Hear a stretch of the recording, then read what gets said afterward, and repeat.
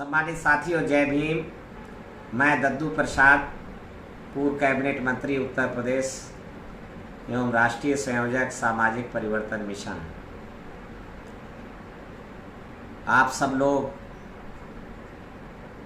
बहुजनों के जो आंदोलन मानवर कांशीराम जी ने अपनी देखरेख में ऊंचाइयों और बुलंदियों तक पहुंचाया, आप उत्तर प्रदेश जैसे बड़े राज्य में सरकार बनाने में कामयाब हुए तथा आपने दिल्ली में भी भारत सरकार में भी अपना दावा ठोका।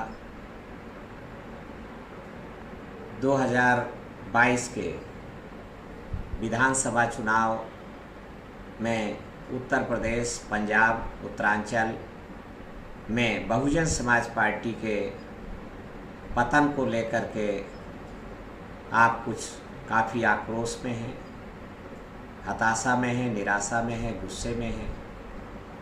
तो निश्चित रूप से जब एक बड़ी घटना हुई है, एक आंदोलन को बड़ा सेटबैक लगा है, क्योंकि बहुजन समाज पार्टी केवल राजनीतिक दल नहीं बल्कि सामाजिक परिवर्तन, आर्थिक मुक्ति आंदोलन से उत्पन्न हुई पार्टी है और एक आंदोलन से उपजी हुई पार्टी है।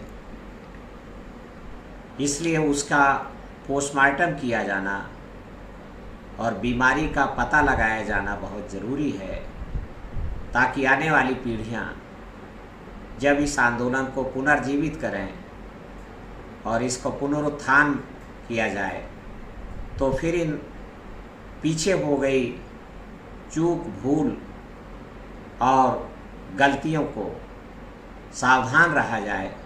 इसलिए आने वाली पीढ़ी के लिए बहुत ज़रूरी है। तो पिछले परसों हमने एक वीडियो जारी किया और उस पर हमने कहा कि सामाजिक परिवर्तन, आर्थिक मुक्ति आंदोलन को छोड़ देने के कारण बहुजन समाज बनाओ अवधारणा को छोड़कर सर्वजन, शोषक और शोषित की एकता, जालिम और मजलूम की एकता के कारण तथा जिसकी जितनी संख्या भारी उसकी उतनी हिस्सेदारी, पिछड़े वर्गों की और अति दलित जातियों की हिस्सेदारी को जबरदस्ती काट देने के कारण बहुजन समाज पार्टी का पतन हुआ है। लिहाजा 22% वोटों से गिरकर जो 2017 और 2019 के लोकसभा चुनाव में था, वो लगभग 13% वोटों तक बचा है। और ये गिरावट केवल उत्तर प्रदेश में नहीं है, बल्कि ये गिरावट पंजाब में, हरियाणा में और उत्तरांचल में, साथ ही साथ दिल्ली, मध्य प्रदेश, छत्तीसगढ़, राजस्थान, महाराष्ट्र और बिहार में भी ये गिरावट और हिमाचल प्रदेश, जम्मू कश्मीर जैसे इलाकों में भी ये गिरावट दर्ज की गई है। दक्षिण भारत के कर्नाटक में भी जहां एक बड़ी ताकत बन के उभर रहे थे, वहां भी ये गिरावट, झारखंड में भी ये गिरावट दर्ज की गई है। तो इसका पोस्टमार्टम किया जाना और बीमारी का पता लगाया जाना ज़रूरी है। तो कुछ बीमारियों के, कुछ गलतियों के बारे में हमने पीछे बात किया है। मैं आज आपसे कहना चाहता हूँ कि एक बड़ी बीमारी जो आंदोलन में और बहुजन समाज पार्टी में जानबूझ करके लगाई गई ब्राह्मणवादी ताकतों के षड्यंत्र के कारण, वो एक बड़ी बीमारी है कि बाबा साहब अम्बेडकर 1930 की प्रथम गोलमेज कॉन्फ्रेंस में ही लोकतंत्र के लिए ज़बरदस्त पैरोकारी किया और उन्होंने साफ तौर पे अंग्रेज़ों से कहा कि अंग्रेज़ों भारत छोड़ो, पर अंग्रेज़ों के जाने से पहले हम भारत में जनता के द्वारा चुनी हुई, जनता के लिए काम करने वाली जनता की सरकार चाहते हैं। और उन्होंने संघर्ष के कारण लोकतंत्र को भारत में स्वीकार किया गया।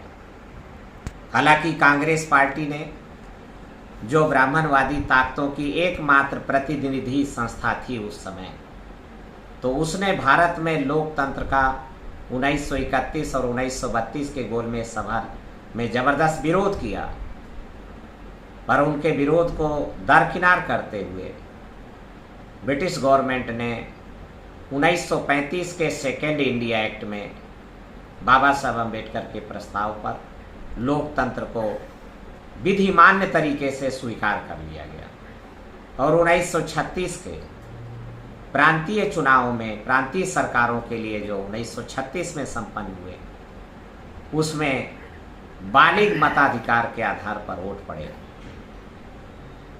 बाबा साहब अम्बेडकर ने तुरंत फुरत इंडिपेंडेंट लेबर पार्टी बनाई और इंडिपेंडेंट लेबर पार्टी ने बम्बई विधानसभा के लिए चुनाव लड़ा।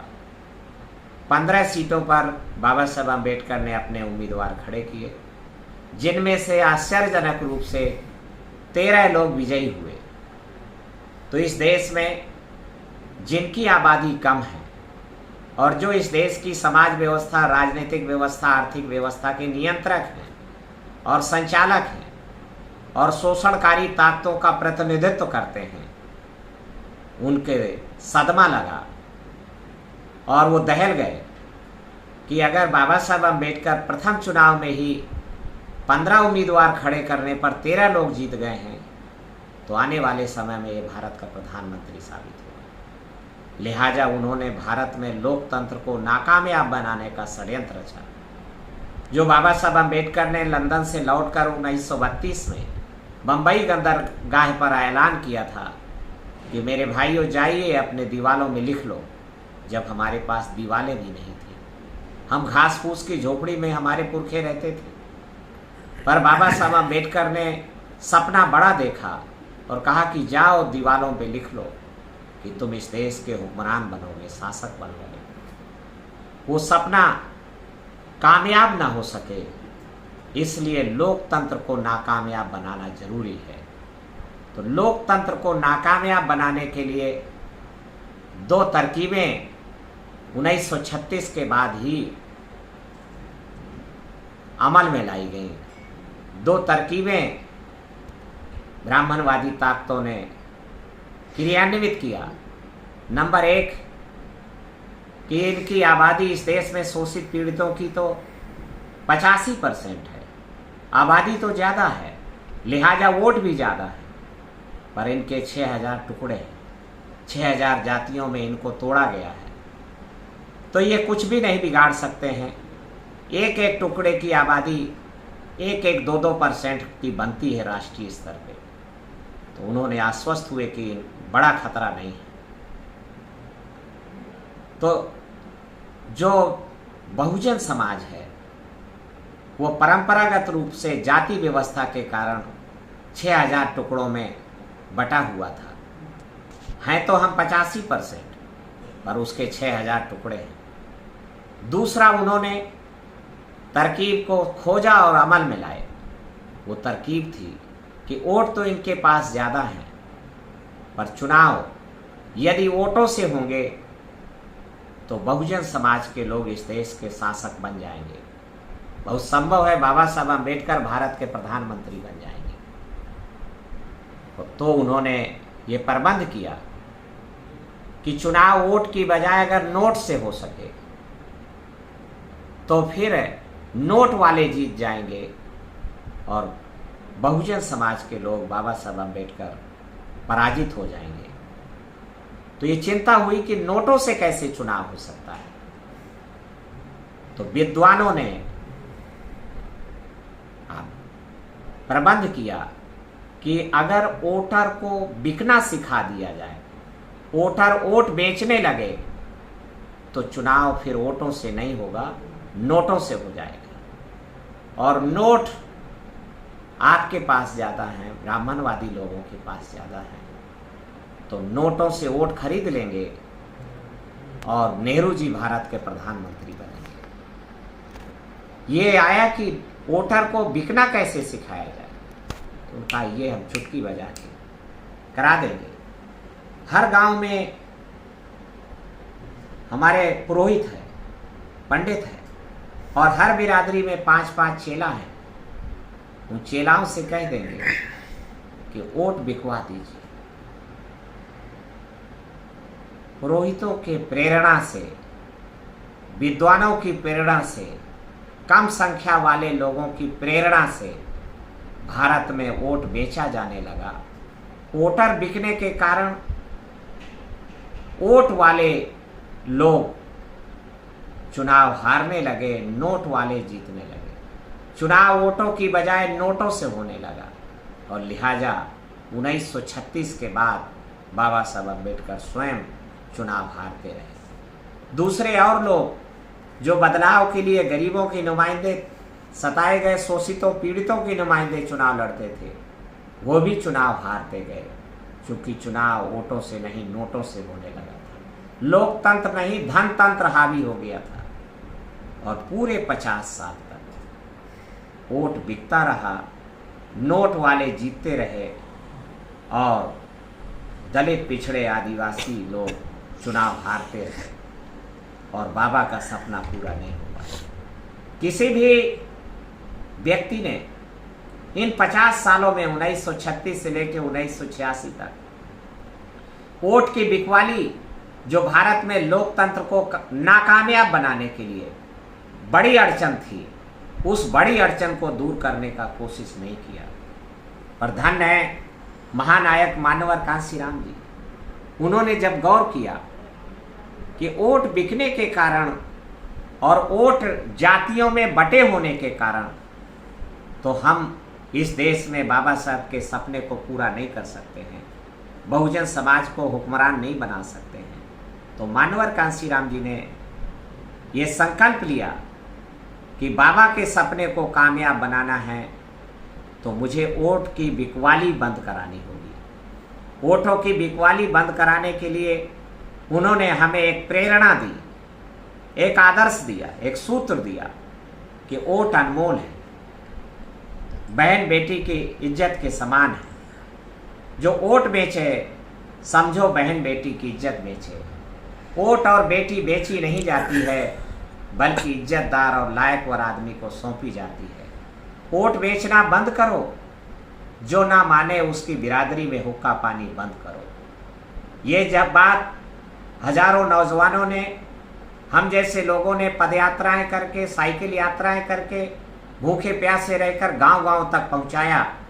मानवर कांशीराम जी की अपील में करुणा थी, संवेदना थी, तड़पन थी। उनकी इस तड़पन को जब गांव-गांव तक पहुंचाया गया तो लोगों ने वोट बेचना बंद कर दिया। वोट बेचना बंद कर दिया और गरीब के बच्चे भी चुनाव जीतने लगे। निर्धनों के बच्चे, निर्धन लोग भी जीत करके न केवल उत्तर प्रदेश की विधानसभा में बल्कि जम्मू कश्मीर, हिमाचल, हरियाणा की विधानसभा में, मध्य प्रदेश, राजस्थान, बिहार, छत्तीसगढ़, दिल्ली की विधानसभा में जीत करके पहुंचने लगे।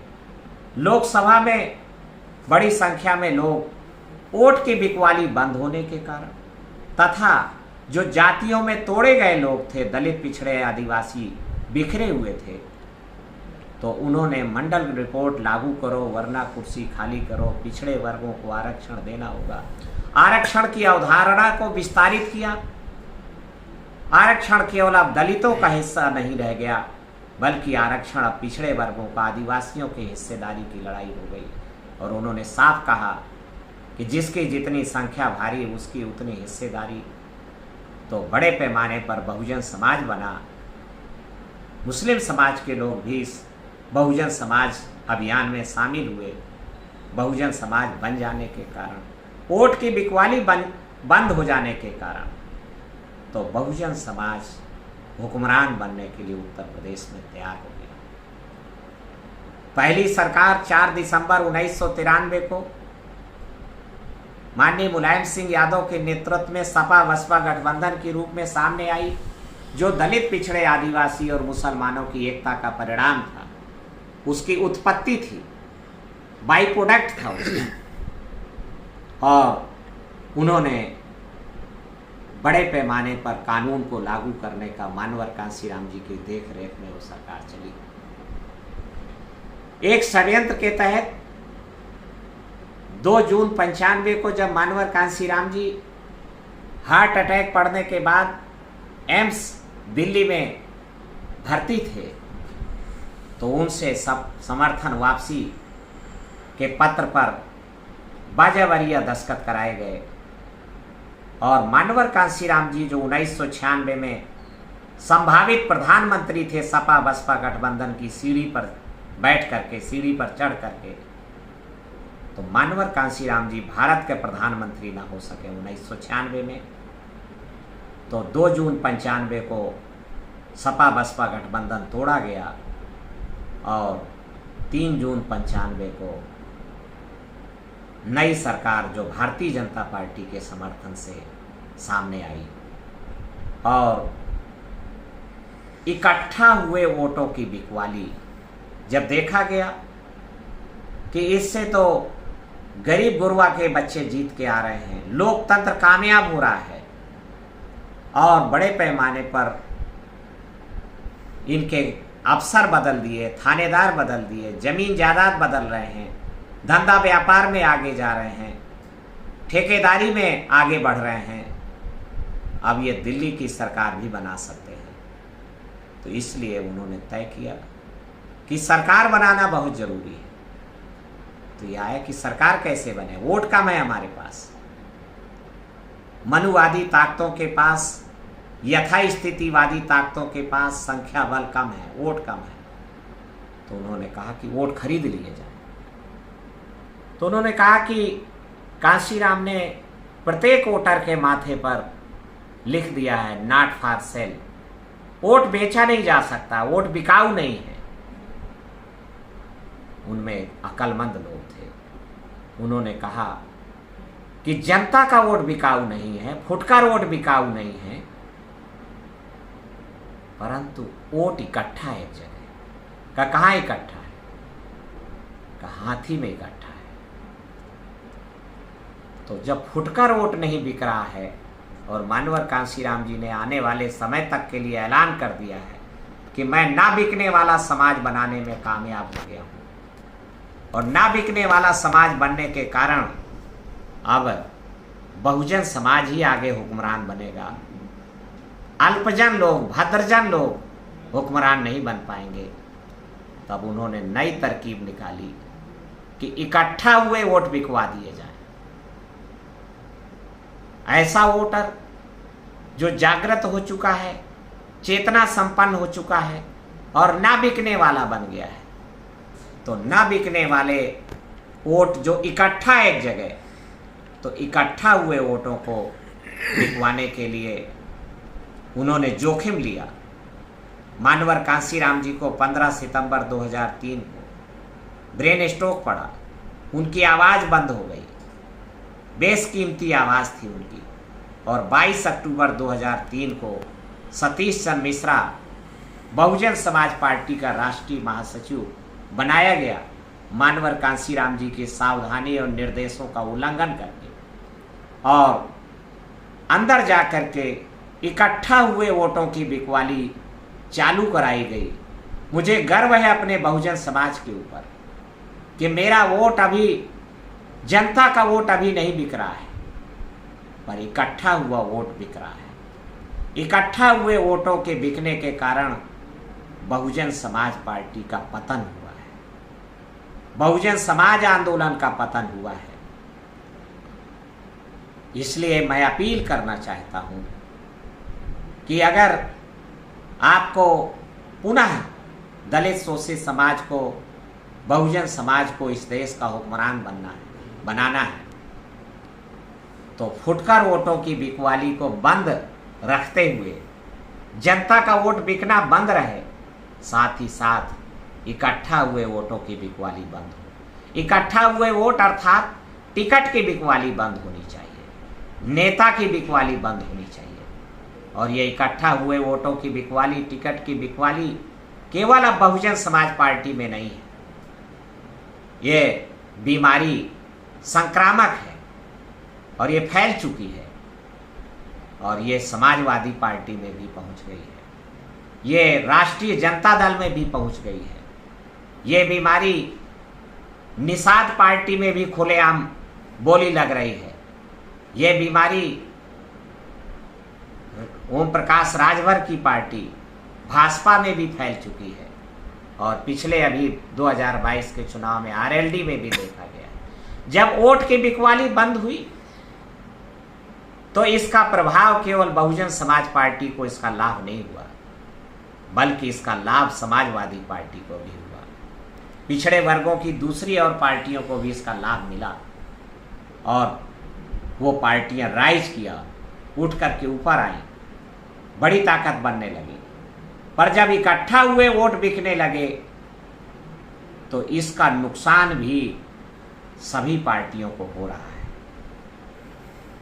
जैसे जैसे वोट की बिक्री बंद होती गई तो दलितों और पिछड़ों की पार्टियों के जीतने का ग्राफ बढ़ता गया, ऊंचा उठता गया। और जैसे जैसे इकट्ठा हुए वोटों की बिक्री चालू हुई, टिकट की बिक्री चालू हुई, तो जीतने का ग्राफ घटता गया। और आज उत्तर प्रदेश में बहुजन समाज पार्टी एक सीट जीत करके आउट हो चुकी है। वो लगभग 0 के बराबर है। लगभग 10% वोटों की भारी गिरावट आ चुकी है। इसलिए मैं फिर कहना चाहूँगा कि अगर आपको नई पार्टियां भी जो आ रही हैं उनको भी मैं सचेत करना चाहूँगा कि अगर बहुजन समाज के हितों की वो सच्चे पहरेदार बनना चाहते हैं तो टिकट बेचने की आदत से बाज आना होगा। कुछ नई पार्टियां हैं, नवोदित हैं और उन्हें अभी मौका मिला चुनाव लड़ाने का, तो उन्होंने भी कहा कि चुनाव वोट वालों को नहीं, नोट वालों को लड़ाना है, नोट वाले खोज के लाए जाएं। जबकि वोट वाले लोगों ने जीतने का रिकॉर्ड और कामयाबी की बुलंदी के झंडे ज़्यादा गाड़े। मैं उसका जीता जागता उदाहरण। दद्दू प्रसाद एक बंधुआ मजदूर का बेटा, बिना रुपए पैसे के जनता के धन सहयोग के बल पर 1993 का चुनाव लड़ा, 96 में जीता, 2002 में चुनाव जीता और 2007 में भी जीता। लगातार जीते हैं। तो इसलिए मैं अकेले नहीं हूँ ऐसा जीतने वाला, सैकड़ों लोग हैं, एक पूरी फेहरिस्त है। इसलिए मैं इस बीमारी की तरफ भी आपको बहुजन समाज पार्टी के पतन के पीछे वोटों की बिकवाली, इकट्ठा हुए वोटों की बिकवाली, मैं एक सचेत और करना चाहता हूँ कि जल्द से जल्द अगर इकट्ठा हुए वोटों की बिकवाली नहीं रोकी गई तो ये बीमारी जनता में भी फैल सकती है। और जनता में अगर ये खबर फैल गई कि जब हमें वोट बेच ही लिया जाएगा तो हमारे वोट का सौदा कोई दूसरा क्यों करे, जोनल कोऑर्डिनेटर क्यों करे हमारे वोट का सौदा, राष्ट्रीय अध्यक्ष क्यों करे हमारे वोट का सौदा, हम खुद ही अपना वोट बेच लेते हैं। ऐसा पंचायत के चुनाव में, जिला पंचायत के चुनाव में और नगर के चुनाव में देखा गया है। तो ये असाध्य बीमारी बन जाएगी और भविष्य में फिर नया बहुजन आंदोलन खड़ा करने में भारी दिक्कत जाएगी। इसलिए मैं हाथ जोड़ के अपील करना चाहता हूँ समस्त मानवर कांशीराम जी के ऊपर भी भरोसा रखने वाले लोगों को, अम्बेडकरवादियों को, कि केवल अम्बेडकरवाद अम्बेडकरवाद अम्बेडकरवाद चिल्ला के अम्बेडकरवाद कामयाब नहीं होगा।